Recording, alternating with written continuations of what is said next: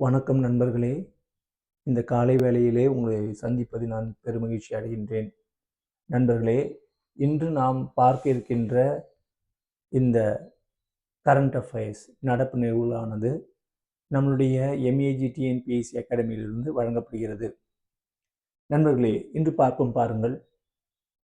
India Japan வர்த்தகம் மற்றும் உறவு.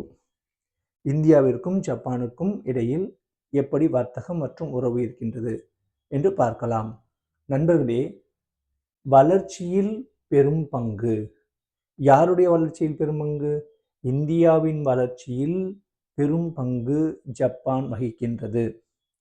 நண்பர்களே, அடுத்ததாக பார்த்தீங்கன்னா 42 பில்லியன் டாலர் முதலீடு, அதாவது அந்நிய நேரடி முதலீடு. யார்? ஜப்பான் இந்தியாவில் 42 பில்லியன் டாலர் அந்நிய நேரடி முதலீடு செய்கிறார்கள். நம் நாட்டின் மீது மிகுந்த நம்பிக்கையும் பற்றும் கொண்டவர்களாக தெரிகிறார்கள். மற்ற எல்லா நாடுகளை விட இவர்கள்தான் அதிகமான முதலீடுகளை செலுத்துகிறார்கள். அடுத்ததாக பார்த்தீர்கள் என்றால் மெட்ரோ ரயில் திட்டம் நிதி உதவி. யாருன்னா ஜப்பான் தான் நமக்கு மெட்ரோ ரயில் திட்டத்திற்கு நிதி உதவி வழங்கினாங்க. அடுத்து முதல் புல்லட் ரயில் திட்டம் நிதி உதவி. ஜப்பான் தான் நமக்கு முதல் புல்லட் ரயில் திட்டத்திற்கு நிதி உதவி வழங்கினாங்க. அடுத்து பாருங்க, 22 பில்லியன் டாலர் வர்த்தகம். எப்பன்னா 2023-24 அந்த சமயத்தில் 22 பில்லியன் டாலர் நம்மோடு அவர்கள் வர்த்தக உறவு வைத்து கொண்டார்கள். சரிங்களா? இப்போ இங்கே பாருங்களேன், இந்த கார்னரில் NDB அப்படின்னு சொல்லி ஒரு இங்கிலீஷில் லெட்டர் எழுதியிருப்பேன்.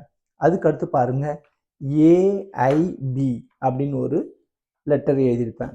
இது என்ன சார் இது அப்படின்னு பார்த்தீங்கன்னா, இது பிரிக்ஸ் நாடுகள் கூட்டமைப்பு இருக்குது பார்த்தீங்களா? இந்த பிரேசில், ரஷ்யா, இந்தியா, சைனா இப்படி இருக்குது பார்த்தீங்களா? அந்த பிரிக்ஸ் நாடுகள் கூட்டமைப்பு, அந்த நாடுகள் கூட்டமைப்பில் 2 வளர்ச்சி வங்கிகள் உள்ளன.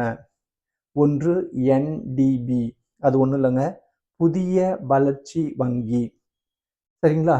அடுத்து AIIB, அது என்னன்னா ஆசிய முதலீட்டு உள்கட்டமைப்பு வங்கி. இந்த 2 வங்கிகளுக்கும் தலைமையிடம் எங்கே இருக்குன்னா சீனாவில் தான் இருக்குது. இந்த 2 வங்கிகளிலும் NDB, AIIB இந்த 2 வங்கிகளிலும் இந்தியா 2வது பெரும் பங்குதாரராக உள்ளது. அடுத்துங்க பாருங்களேன், 1.86 லட்சம் கோடி, 1.86 லட்சம் கோடி.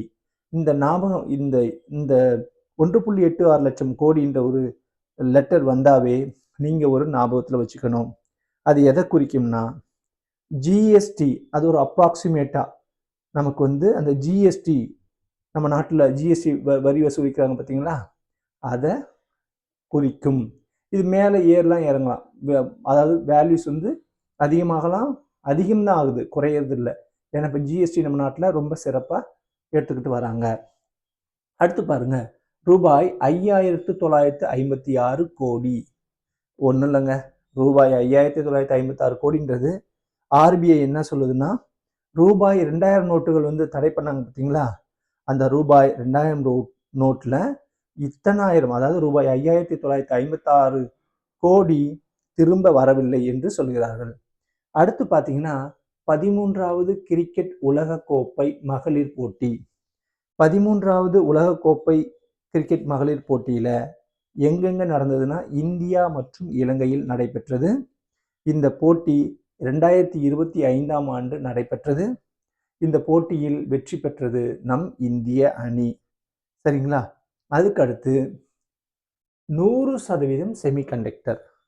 100% செமிகண்டக்டர் என்பது நம் இந்திய நாடு இந்த 100% செமிகண்டக்டர் தயாரிப்பில் சீனாவையே சார்ந்துள்ளது என்பதை நாம் தெரிந்து கொள்ள வேண்டும். அதற்காக தான் இப்போது இந்த கரண்ட் அஃபேர்ஸை நான் போட்டேன். ஜஸ்ட் பாருங்கள், உங்கள் நண்பர்களுக்கும் ஷேர் பண்ணுங்கள். உங்களுக்கு படிப்பதற்கு மிகவும் உதவியாக இருக்கும் என்று நான் முழுமையாக நம்புகிறேன். நன்றி, வணக்கம்.